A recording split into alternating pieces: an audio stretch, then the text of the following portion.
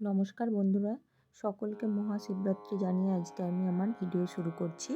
তো প্রথমেই বলি, মহাশিবরাত্রির ব্রত কীভাবে ভাঙা হয়, সেই ব্রত ভাঙার নিয়মকে কি বলে, তো সেটা হলো পরাণ বিধি বা পরাণ পুজো। সেই পুজো কিভাবে করা হয় সেটাই আজকে আমি তোমাদেরকে বলবো। তো প্রথমেই বলি, শিবরাত্রি পড়ছে বাংলার 24শে ফাল্গুন 1430, ইংরেজির 8ই মার্চ 2024, শুক্রবার শ্রী শ্রী শিবরাত্রির ব্রত ও পূজা। এই পূজা হয় শিব চতুর্দশীর দিন। শিব চতুর্দশী শুরু হচ্ছে 8ই মার্চ রাত্রি 9:57 এবং চতুর্দশী তিথি সমাপ্ত হবে 9 মার্চ সন্ধে 7:17। এই মহাশিবরাত্রির পুজো 4 প্রহর ধরে করা হয়। প্রথম প্রহরের সময় সন্ধে 6:25 থেকে রাত্রি 9:28 পর্যন্ত। দ্বিতীয় প্রহরের সময় রাত্রি 9:28 থেকে রাত্রি 12:31 পর্যন্ত।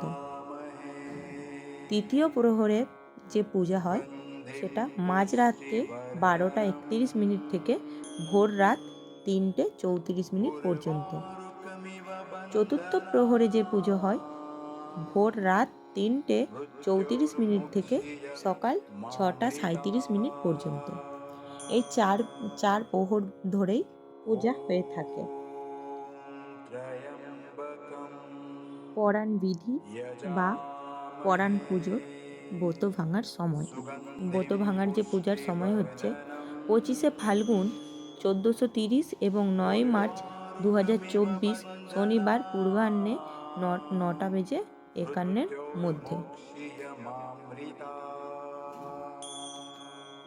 এই পরাণ পূজা হলো শিবরাত্রির পরের দিন শিবের বিশেষ পূজা করে উপবাস ভঙ্গ করা হয়। এরই নাম হলো পরাণ পুজো। পরাণের দিন খুব সকাল ঘুম থেকে উঠে স্নান সেরে নিয়ে বাড়ির মুখ্য দুয়ার পরিষ্কার করে তুলসী মঞ্চ ধুয়ে নিতে হয়। ঠাকুর ঘরে এসে ঠাকুরের ঘর পরিষ্কার করে নিত্য পুজো করে নিতে হয়। আগে জল, তবে অবশ্যই প্রথমে সূর্য দেবতাকে জল প্রদান করে নিতে হবে। এরপর আগের দিন শিব পূজা করার সমস্ত ফুল, বেলপাতা এবং শিবলিঙ্গকে পরিষ্কার করে নিয়ে তার যে পূজার যে সামগ্রিক ছিল সেই সব জিনিস সরিয়ে নিতে হবে। করে নেওয়ার পরে ধূপ এবং ঘিয়ের একটি প্রদীপ জ্বালিয়ে নিতে হবে। এদিন পারলে ব্রাহ্মণ ভোজন করানো যেতেই পারে, আর যারা না পারে তাদের নিজেদের সাধ্যমতো দক্ষিণা দিতে হয়।